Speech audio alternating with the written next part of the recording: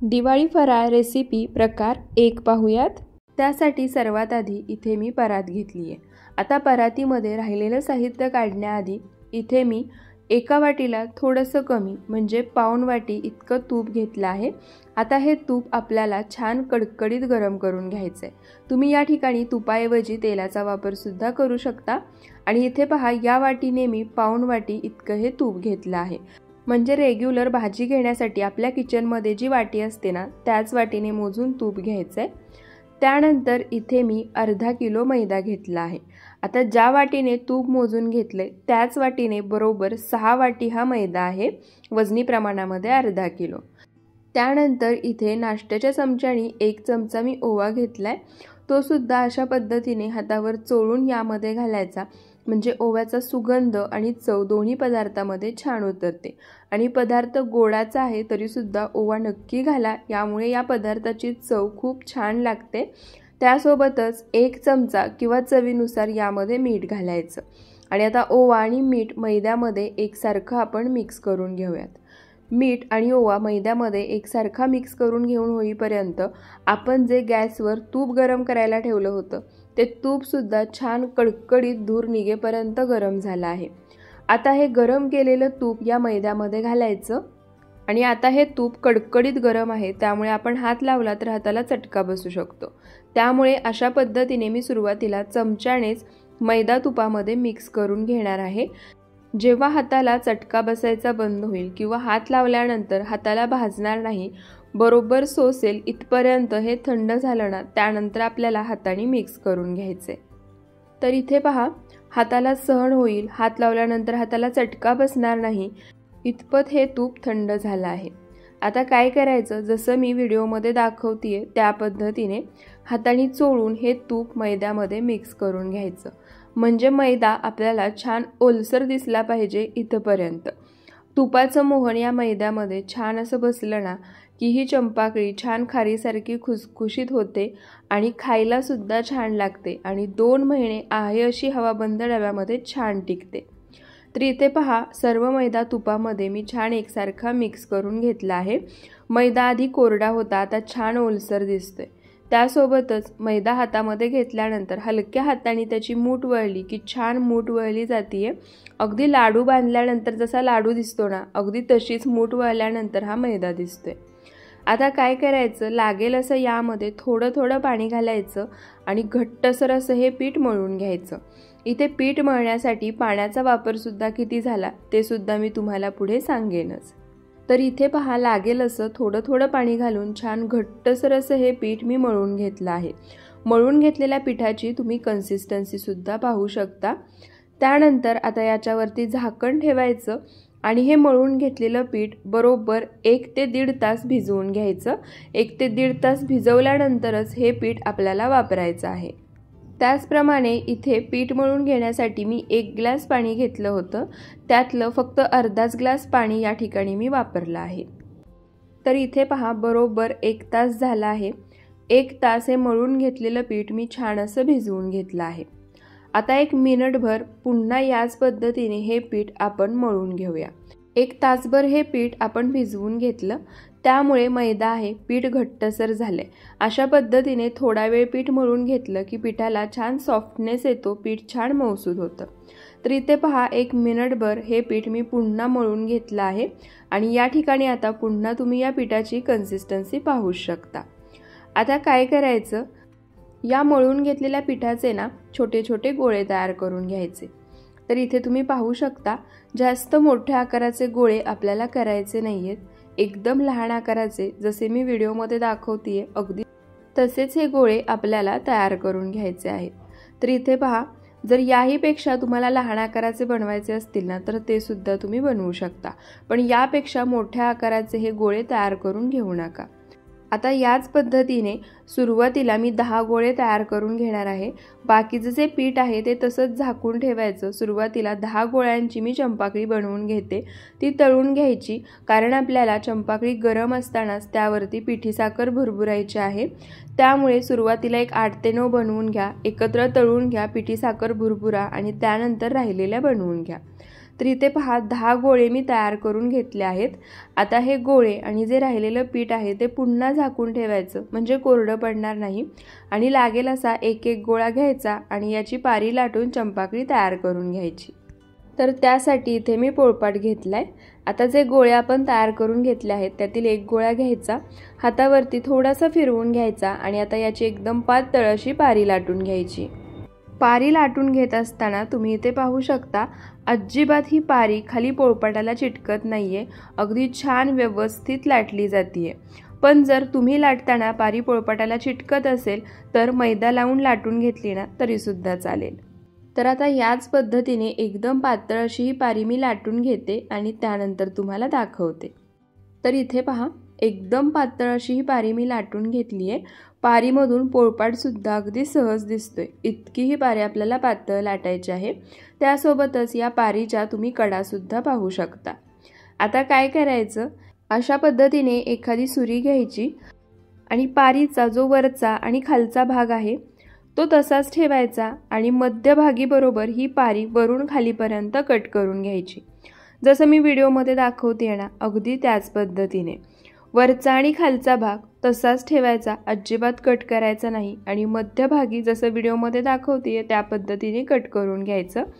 पारी कट करून घेताना अगदी जवळजवळ कट मारायचे, लांब लांब कट करायचे नाहीत। जवळजवळ कट मारले ना की पारीला पाकळ्या खूप छान सुटतात। तर आता पूर्ण पारीला मी याच पद्धतीने कट मारून घेते आणि तुम्हाला दाखवते। तर इथे पहा सर्व पारीला मी एकसारखे कट मारून घेतले आहेत। तुम्ही पाहू शकता पारीचा वरचा आणि खालचा भाग आहे तो तसाच आहे, फक्त कट मध्यभागी मारले आहेत। आता जसं मी व्हिडिओमध्ये दाखवतेय त्या पद्धतीने ही पारी आपल्याला फोल्ड करून घ्यायची आहे।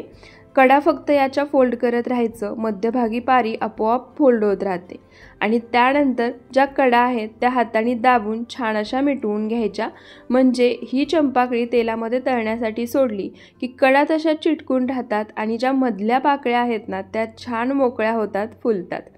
तर इथे पहा दोन्ही बाजूनी या कडा मी छान अशा मिटवून घेतल्या आहेत। परफेक्ट अशी ही चंपाकळी तयार झाली आहे। आत्ता जरी तुम्हाला कट केलेल्या या पाकळ्या आहेत ना त्या जोडलेल्या दिसत असल्या तरी तळल्यानंतर तुम्ही पाहालच। आता इथे पहा दुसरी पारी सुद्धा मी लाटून घेतली आहे। पुन्हा एकदा दाखवते, वरचा आणि खालचा पारीचा भाग तसाच ठेवायचा, मध्यभागी जसं व्हिडिओमध्ये दाखवते त्या पद्धतीने कट मारून घ्यायचे। सर्व पारीवरती जसं व्हिडिओमध्ये दाखवलंय त्या पद्धतीने कट मारून घेतले। जसं मी सुरुवातीला सांगितलं त्या पद्धतीने ही पारी कडा पकडून फोल्ड करत राहायचं, म्हणजे मध्यभागी सुद्धा छान फोल्ड होते आणि कडा सुद्धा छान मिटल्या जातात, एकसारख्या बंद होतात। तर इथे पहा ही चंपाकळी सुद्धा आपली बनून तयार झाली आहे। आता राहिलेले जे 8 गोळे आहेत ना त्या 8 गोळ्यांच्या चंपाकळी सुद्धा मी बनवून घेते आणि त्यानंतर तुम्हाला दाखवते।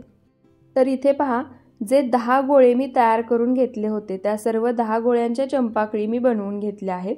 त्यासोबतच मी गॅसवर आधीच कढईमध्ये पॅनमध्ये तेल गरम करायला ठेवलं होतं।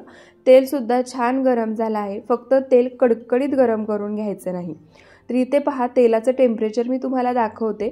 थोडंसं पीठ तेलामध्ये टाकलं की काही सेकंदामध्येच ते वरती येते, पण त्यातून धूर निघत नाहीये किंवा लगेच लालसर होत नाहीये। बस एवढ्याच टेम्परेचरपर्यंत हे तेल आपल्याला गरम करून घ्यायचं आहे। आता सुरुवातीला एक अर्धा मिनिटभर गॅसचा फ्लेम मोठा करायचा आहे। त्यानंतर एका वेळी फक्त 5 ते 6 तयार चंपाकळी तेलामध्ये सोडायच्या। तुम्ही जर एखाद्या मोठ्या भांड्यामध्ये ही चंपाकळी तळून घेताय ना तर जास्त प्रमाणामध्ये सोडल्या तरी सुद्धा चालेल। आणि इथे पहा चंपाकळी तेलामध्ये सोडल्यानंतर याच्या पाकळ्या ज्या आहेत त्या किती छान मोकळ्या झाल्या आहेत, खुलल्या आहेत। आता 1 मिनिटभर मोठ्या आचेवरतीच ही चंपाकळी आपल्याला अशा पद्धतीने तळून घ्यायची आहे। 1 मिनिटभर मोठ्या आचेवर चंपाकळी तळून घेतली की पलटी करायची, गॅसचा फ्लेम मीडियम टू लो करायचा आणि सोनेरी रंग येईपर्यंत तळून घ्यायची।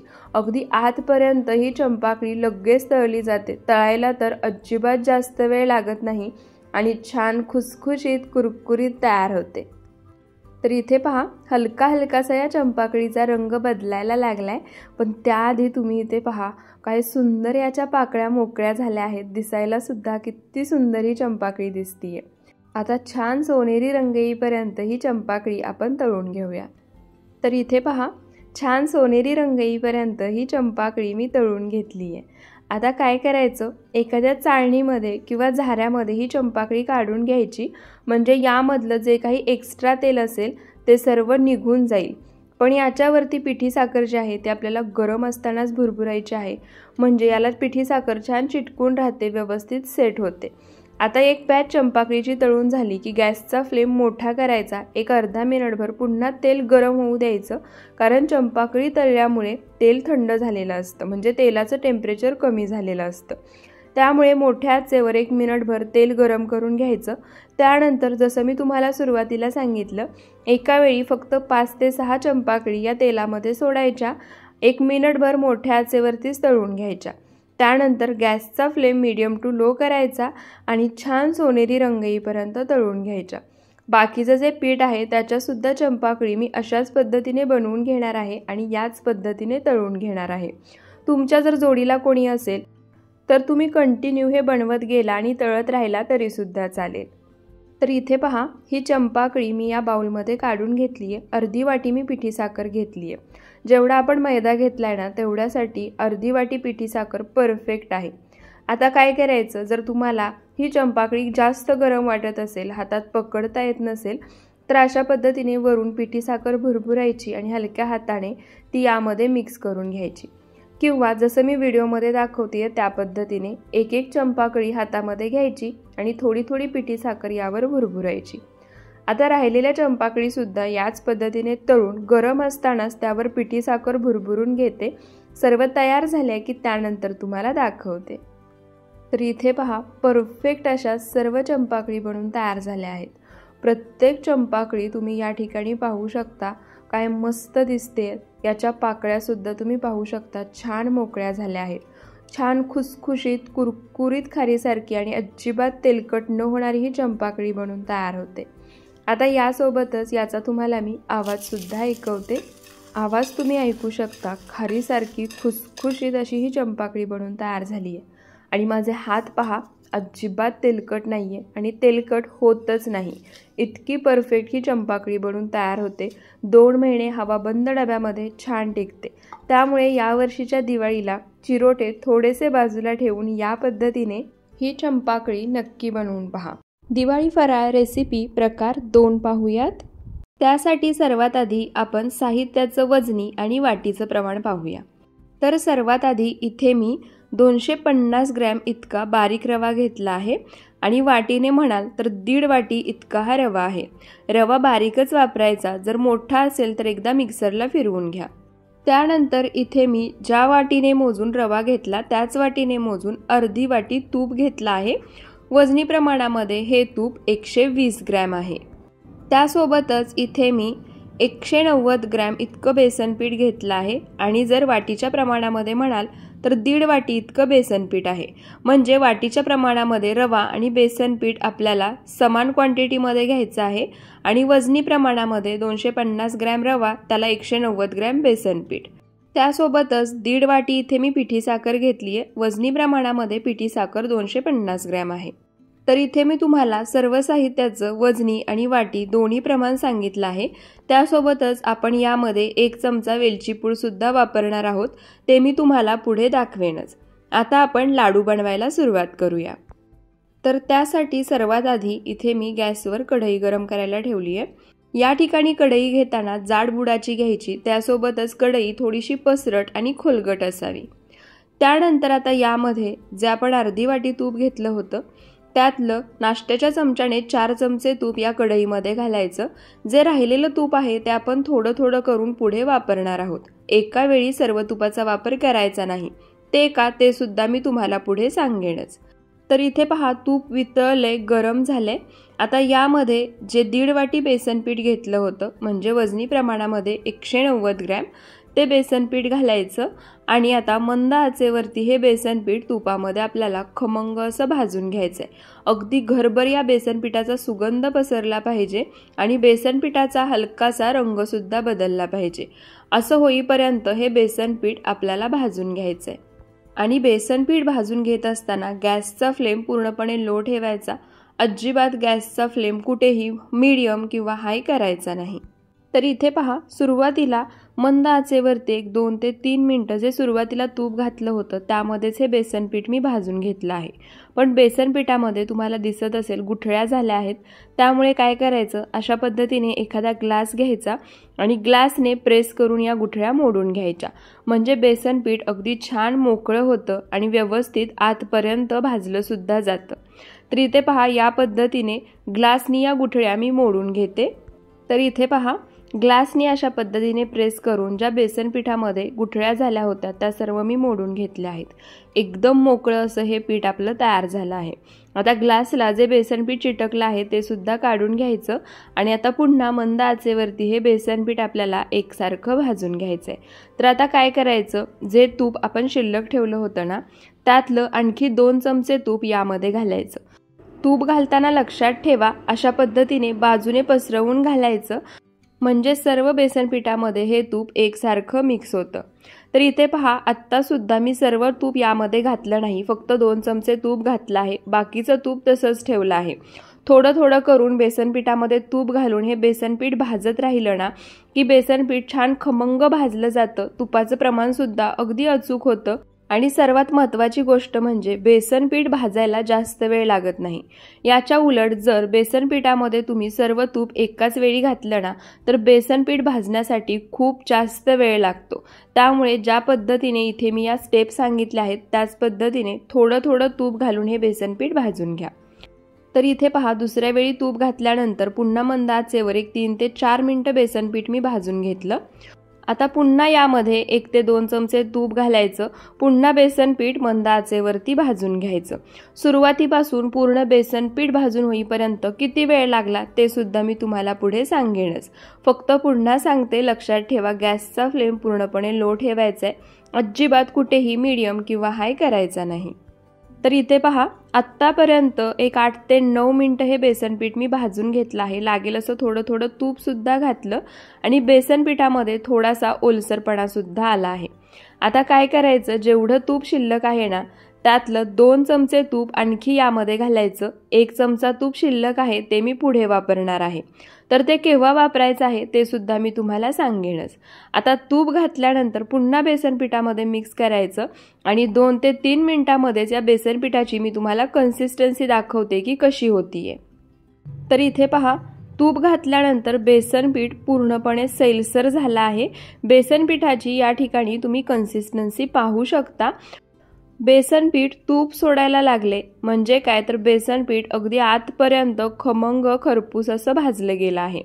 त्यासोबतच या बेसन पिठाचा तुम्ही रंगसुद्धा पाहू शकता, हलकासा लालसर झाला आहे, म्हणजे बेसन पीठ खमंग भाजलं गेलंय आणि अगदी घरभर सुगंध सुद्धा पसरलाय.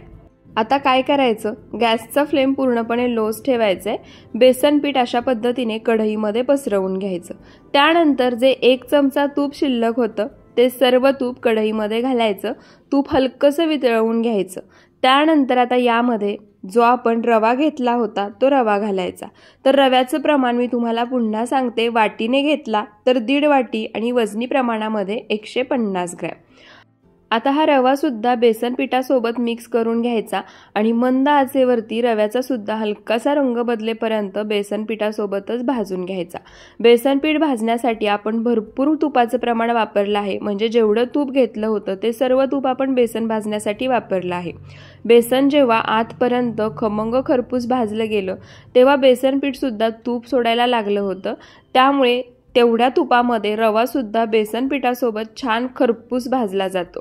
त्यामुळे सुरुवातीला सेपरेट रवा भाजून घ्यायची सुद्धा तुम्हाला काही गरज नाहीये, कारण बेसन पीठ भाजण्यासाठी खरं तर तुपाचं प्रमाण योग्य पाहिजे आणि बेसन पिठासोबत रवा तर भाजला जातोच.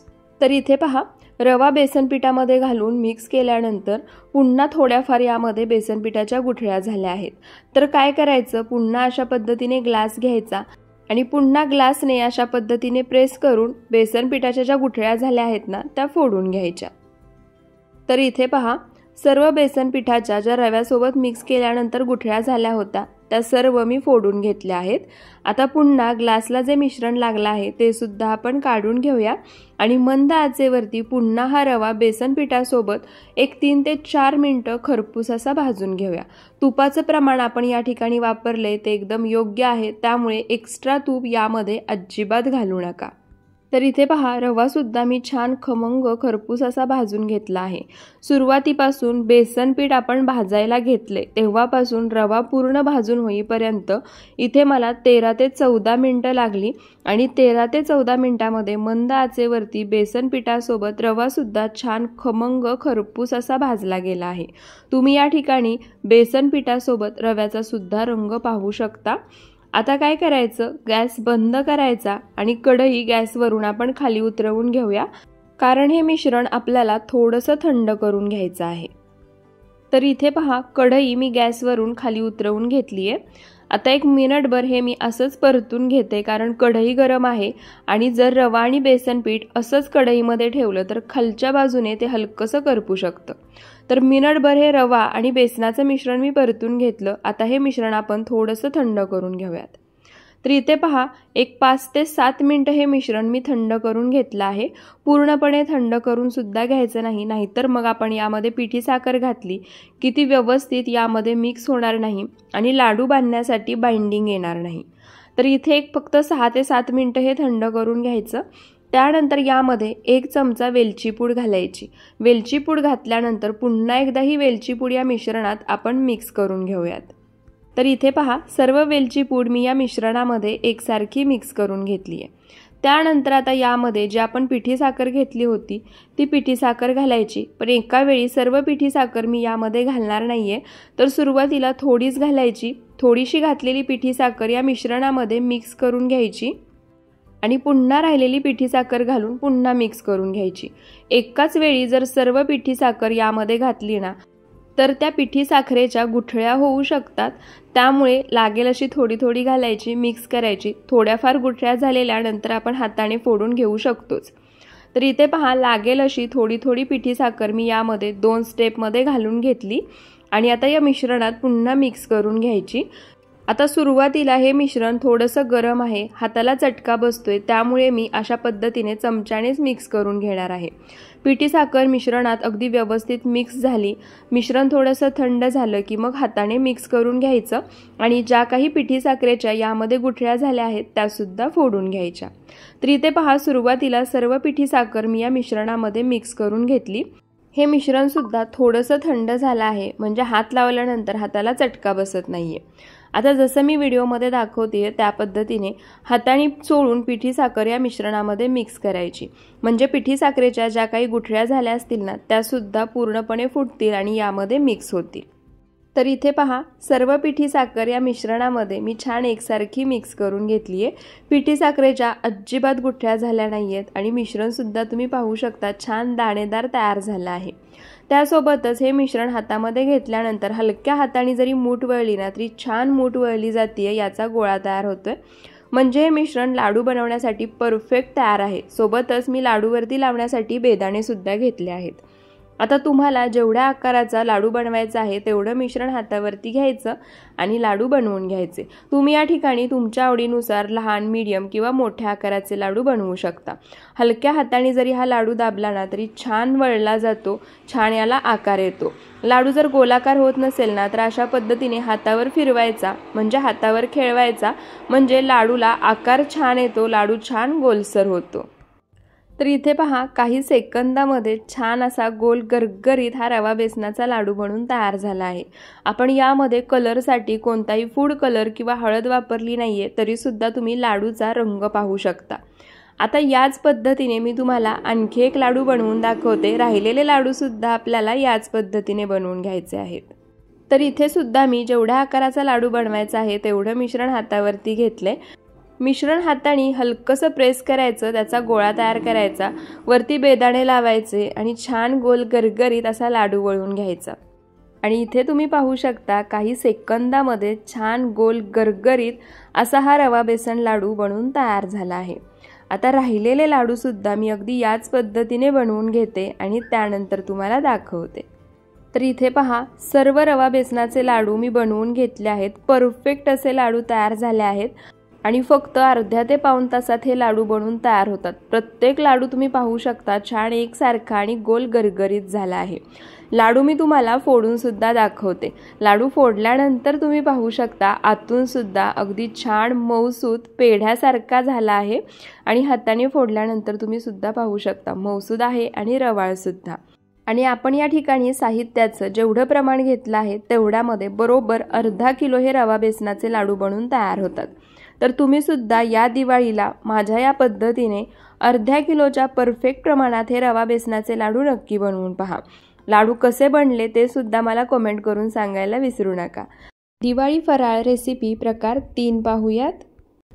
तर त्यासाठी इथे मी परात घेतली आहे। आता शेव बनवण्यासाठी जे आपण पीठ मळून घेणार आहोत म्हणजे पीठ तयार करून घेणार आहोत ते थोडेशा वेगळ्या पद्धतीने घ्यायचं आहे, त्यामुळे शक्यतो परातीचाच वापर करा। त्यानंतर आता इथे मी अर्धा किलो बेसन पीठ घेतलं आहे। आता शेव बनवताना एक गोष्ट लक्षात ठेवा, बेसन पीठ तुम्हाला विकतच वापरायचं आहे। घरी बनवलेलं बेसन पीठ शेव बनवण्यासाठी अजिबात वापरायचं नाही। आता हे जे बेसन पीठ आहे ते आपण चाळणीने चाळून घेऊयात।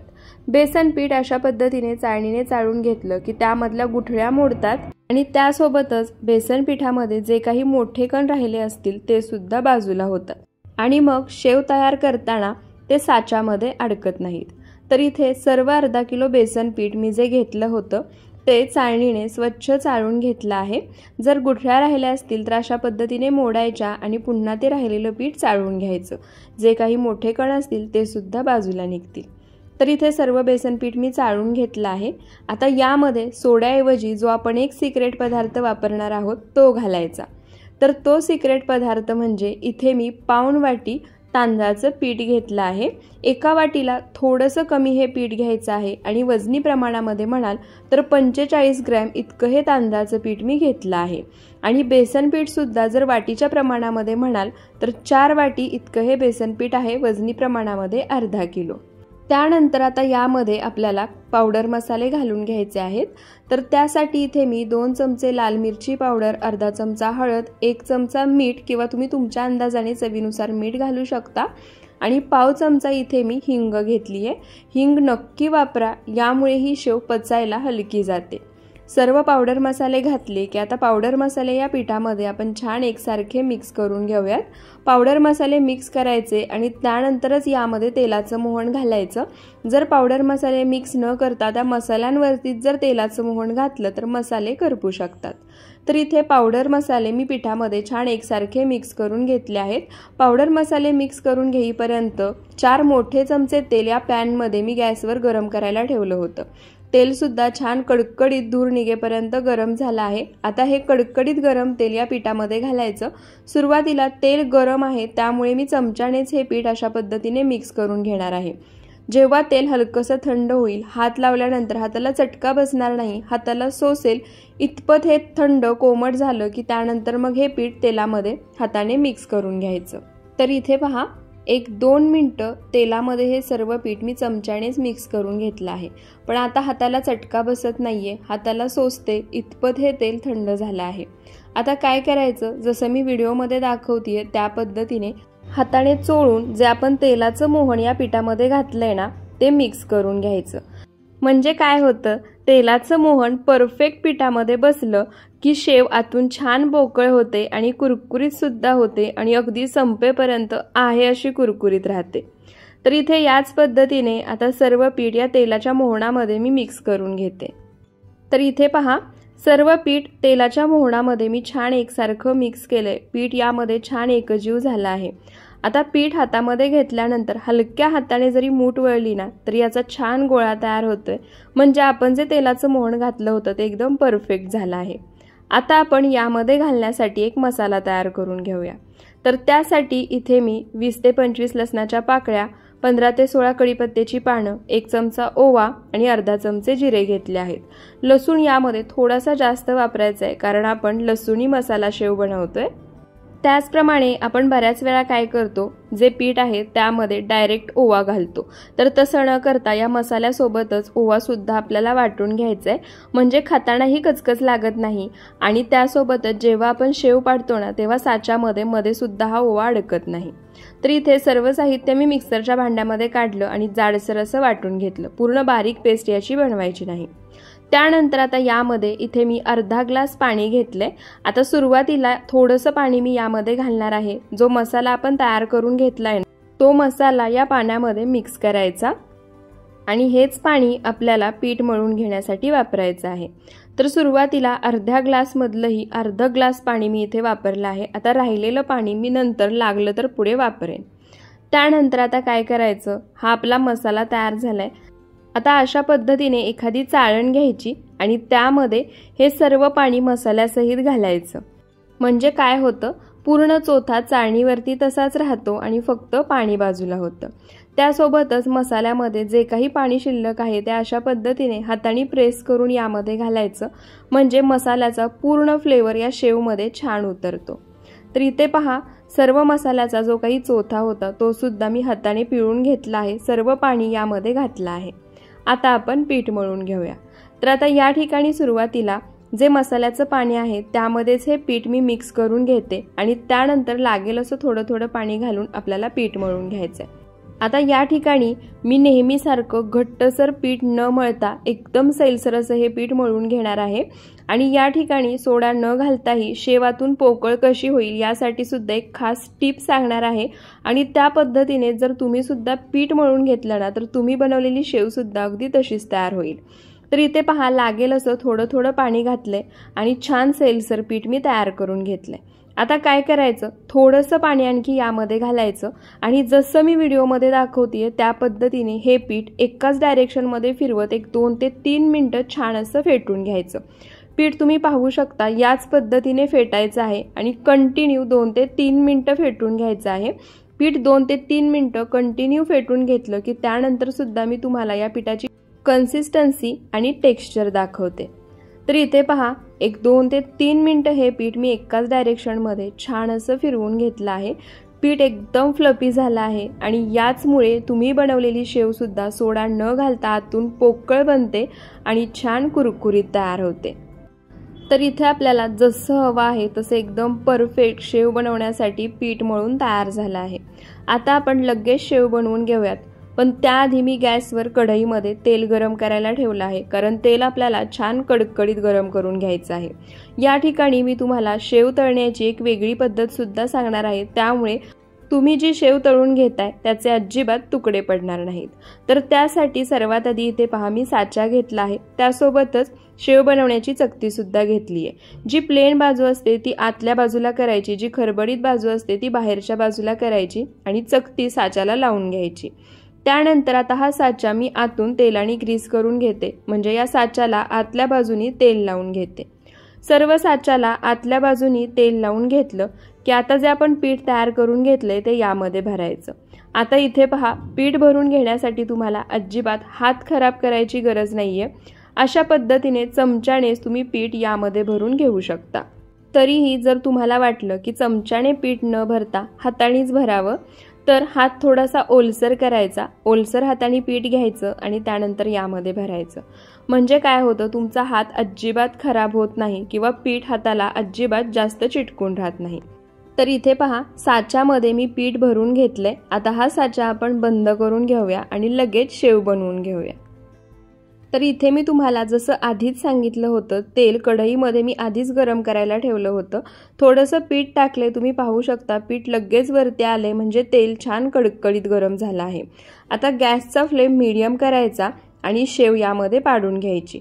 तर शेव तेलामध्ये पाडताना काय करायचं, बाहेरच्या बाजूनी आतमध्ये फक्त 2 वेडे घालायचे आहेत, त्यापेक्षा जास्त वेड्याची शेव बनवायची नाही, कारण ही शेव आपण फक्त एकाच बाजूने तळून घेणार आहोत, दुसऱ्या बाजूने शेव तळून घ्यायची नाही।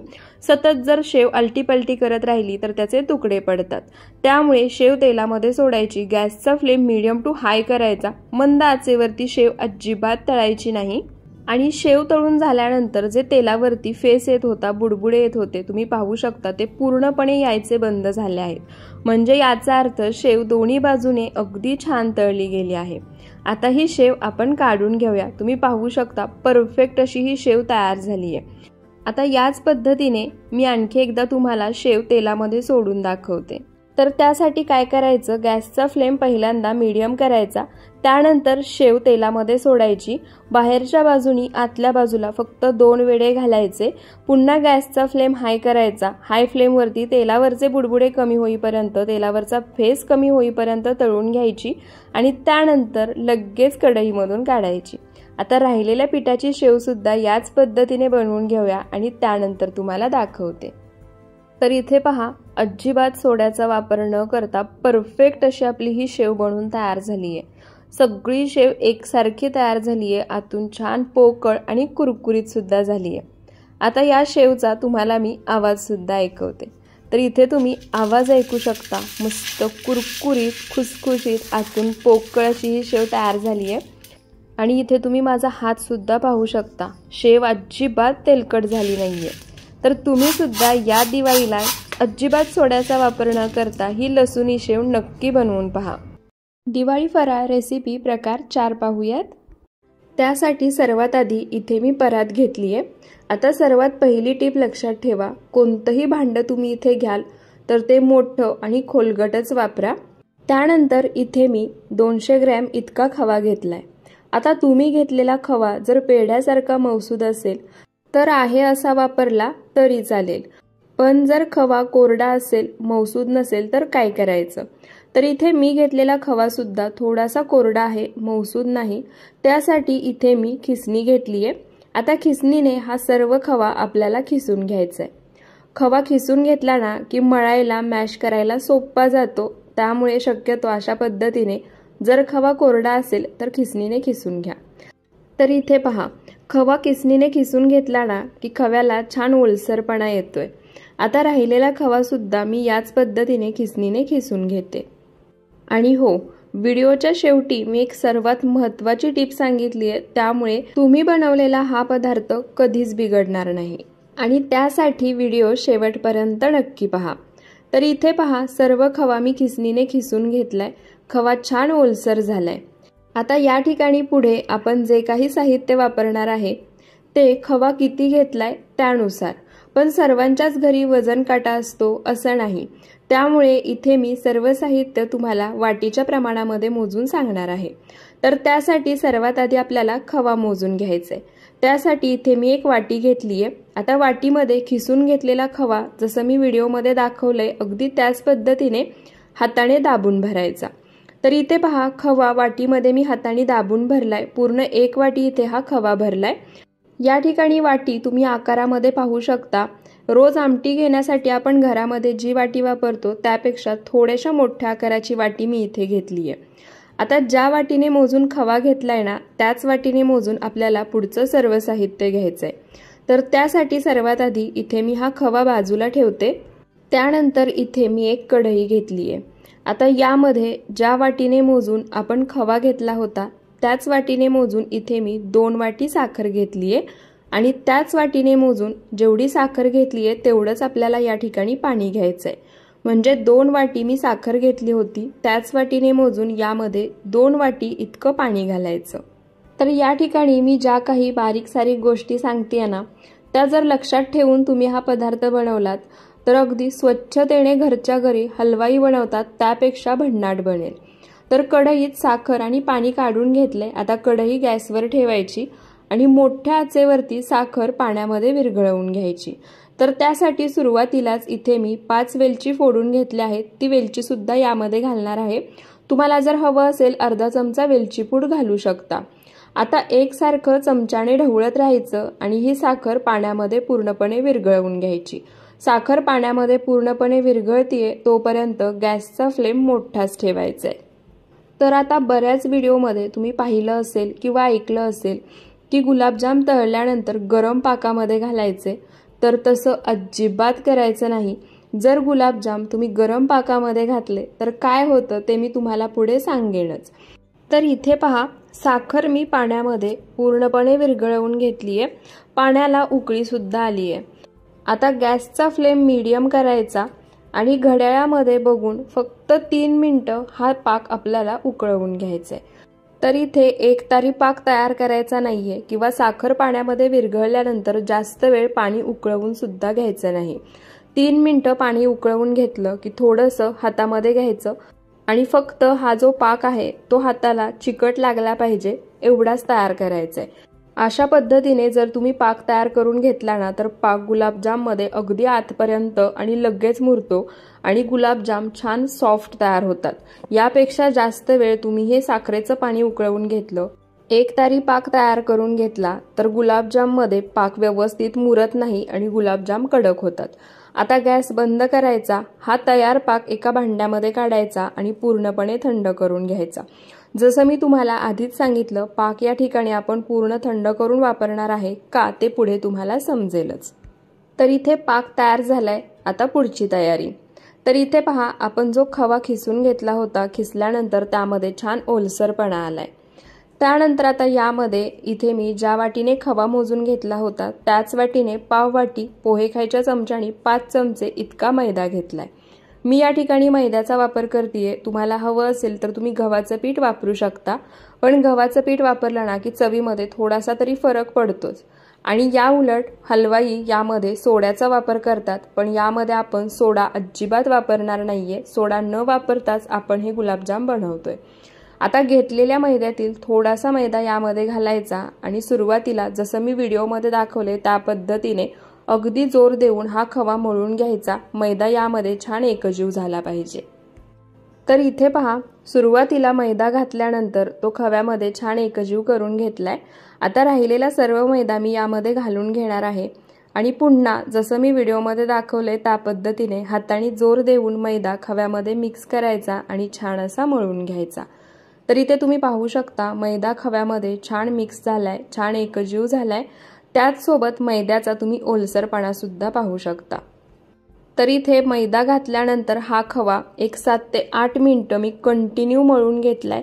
तरी सुद्धा तुम्ही या ठिकाणी पाहू शकता अजिबात याला बाइंडिंग आलं नाहीये किंवा आपण याची गोळी तयार केली तर या गोळीला क्रॅक्स जातायत, म्हणजे चिरा पडतायत। म्हणजे हा खवा अजूनही जसा हवा आहे तसा परफेक्ट मळून तयार झाला नाहीये। तर आता काय करायचं, सर्वात आधी हा जो खवा आहे तो अशा पद्धतीने पसरवून घ्यायचा। त्यानंतर इथे वाटीमध्ये मी थोडंसं पाणी घेतले, यातील 1-2 चमचे पाणी यामध्ये घालायचं आणि पाणी घातल्यानंतर हा खवा पुन्हा हाताने जोर देऊन एक 3 ते 4 मिनिटं जसं मी व्हिडिओमध्ये दाखवले अगदी तसाच मळून घ्यायचा। आता या ठिकाणी जसा आपल्याला हवा आहे तसा खवा मळून झाला आहे का किंवा तसंच या खव्याचं टेक्स्चर आलं आहे का ते कसं ओळखायचं त्याची आणखी एक पद्धत मी तुम्हाला सांगणार आहे। तर त्यासाठी सर्वात आधी इथे पहा, खवा मी छान असा मळून घेतलाय। मळून घेतल्यानंतर तुम्ही पाहू शकता पाणी घालून मळण्यापूर्वी खव्याचं टेक्स्चर आणि आता यासोबतच गोळी न करता सुद्धा खवा एकदम परफेक्ट मळला गेलाय कसं ओळखायचं। तर इथे पहा, खवा जो मळून घेतलाय तो मी सुरीने कट करून घेतलाय। खवा सुरीने कट करून घेतल्यानंतर इथे तुम्ही पाहू शकता मध्यभागी छान अशी जाळी तयार झाली आहे, म्हणजे हा खवा एकदम परफेक्ट जसा हवा आहे तसा मळला गेलाय। त्यासोबतच इथे मी तुम्हाला एक गोळी तयार करून दाखवते। गोळी तयार करून घेतल्यानंतर तुम्ही पाहू शकता गोळीला अजिबात चिरा पडल्या नाहीयेत, एकदम सॉफ्ट आणि प्लेन गोळी तयार झाली आहे, म्हणजे हा खवा एकदम परफेक्ट असा मळून झालाय। तर आता मळून घेतलेला जो खव्याचा गोळा आहे त्याचे 2 भाग करायचे। अर्धा भाग असाच बाजूला ठेवायचा, राहिलेला अर्धा भाग जसं मी व्हिडिओमध्ये दाखवले त्या पद्धतीने त्याचा रोल तयार करून घ्यायचा आणि जसं मी व्हिडिओमध्ये दाखवले अगदी त्याच पद्धतीने एक बोटाच्या अंतरावरती सुरीने कट करून घ्यायचं। अशा पद्धतीने हा रोल कट करून घेतला की तयार झालेले गुलाबजाम छान एकसारख्या आकाराचे तयार होतात। तर इथे पहा, एकसारख्या आकारामध्ये मी सर्व गोळे कट करून घेतले आहेत। आता जर तुम्हाला हवं असेल तर तुम्ही या ठिकाणी गोल आकाराचे गुलाबजाम बनवू शकता किंवा अशा पद्धतीने ओव्हल शेपमध्ये सुद्धा हे गुलाबजाम तुम्ही बनवू शकता। मी गोल आणि ओव्हल दोन्ही आकारामध्ये हे गुलाबजाम बनवून घेणार आहे। तर इथे मी रोल कट करून जेवढे गोळे तयार करून घेतले आहेत त्या सर्व गोळ्यांचे गुलाबजाम ओव्हल शेपमध्ये मी बनवून घेते।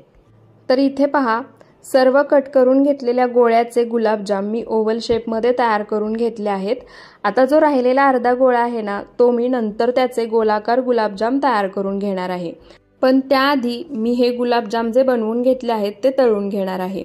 जर तुम्ही सर्वच गुलाबजाम एका वेळी बनवून घेतले ना, तर ते कोरडे पडतात आणि तळल्यानंतर आतपर्यंत व्यवस्थित तळले जात नाही आणि जेव्हा तुम्ही ते गुलाबजाम पाकामध्ये सोडताना तेव्हा त्याच्यावरची जी स्किन असते ती निघून जाते। त्यामुळे जेव्हा गुलाबजाम तळायचे आहेत तेव्हाच बनवायचे आणि लगेच तळून घ्यायचे। आता गुलाबजाम तळण्यासाठी तेल कसं गरम असावं हे तुम्हाला सांगते। तर इथे पहा, तेल मी कढईमध्ये आधीच गरम करायला ठेवलं होतं।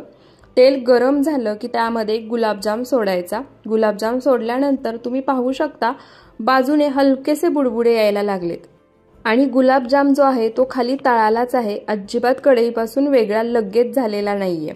म्हणजे हे टेम्परेचर गुलाबजाम तळण्यासाठी तेलाचं एकदम परफेक्ट आहे। त्यानंतर काय करायचं, अशा पद्धतीचा एखादा चमचा घ्यायचा किंवा तुमच्या जवळ जर स्टिक असेल तर ती घ्यायची आणि जसं मी व्हिडिओमध्ये दाखवतेय ना त्या पद्धतीने फक्त हा गुलाबजाम आपल्याला अलटी-पलटी करत राहायचंय। गुलाबजाम मी मध्यम आचेवरती तळून घेणार आहे, छान सोनेरी रंग येईपर्यंत। तर इथे पहा, हलकासा या गुलाबजामचा रंग बदलायला लागलाय। आता याच पद्धतीने मध्यम आचेवरती छान सोनेरी रंग येईपर्यंत हा गुलाबजाम मी तळून घेणार आहे। तर इथे पहा, छान सोनेरी रंग येईपर्यंत हा गुलाबजाम मी तळून घेतला आहे। आता तुम्हाला जर हवं असेल तर हा गुलाबजाम छान काळसर रंग येईपर्यंत तुम्ही तळून घेतला तरी सुद्धा चालेल, अजिबात करपत नाही किंवा तसा लागतही नाही।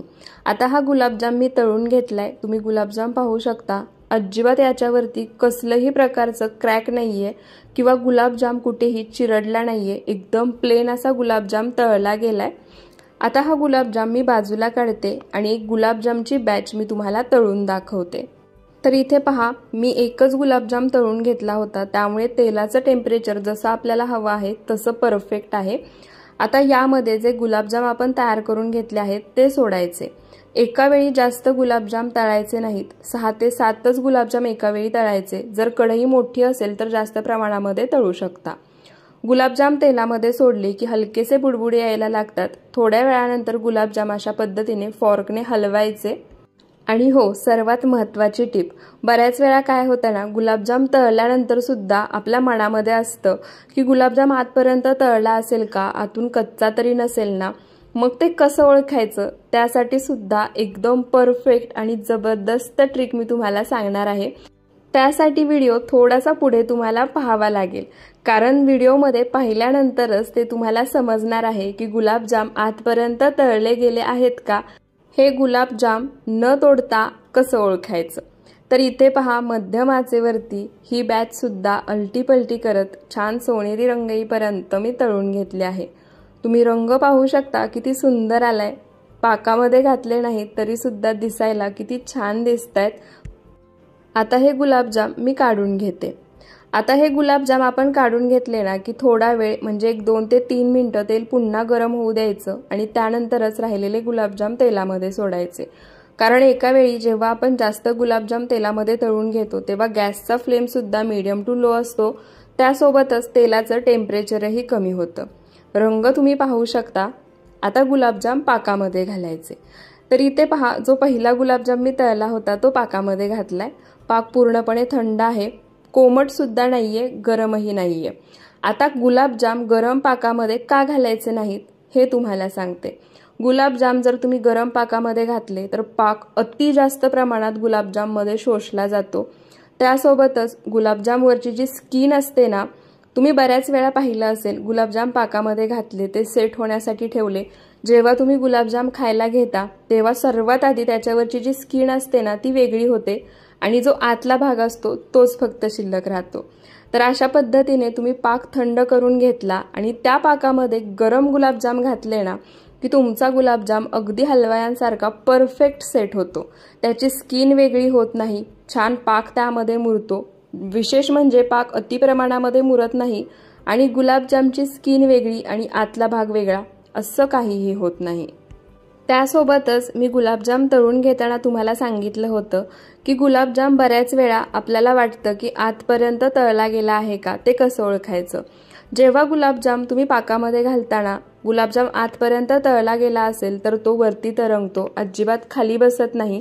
तुम्हाला इथे मी बाजूने सुद्धा दाखवते, गुलाबजाम पाकामध्ये वरती तरंगतायत, खाली अजिबात तळाला बसले नाहीत। याचा अर्थ असा की गुलाबजाम आतपर्यंत अगदी परफेक्ट तळले गेले आहेत। आता याच पद्धतीने राहिलेले सर्व गुलाबजाम मी बनवून तळून घेते आणि पाकामध्ये घालते। तर इथे पहा, सर्व गुलाबजाम मी तळून घेतले आहेत। काही ओव्हल आकारामध्ये म्हणजे ओव्हल शेपमध्ये बनवले होते, काही गोलाकार शेपमध्ये बनवले आहेत। सर्व गुलाबजाम तळून मी पाकामध्ये घातले आहेत। प्रत्येक गुलाबजाम तुम्ही पाहू शकता एक सारखा रंग आलाय, दिसायला सुंदर दिसतायत।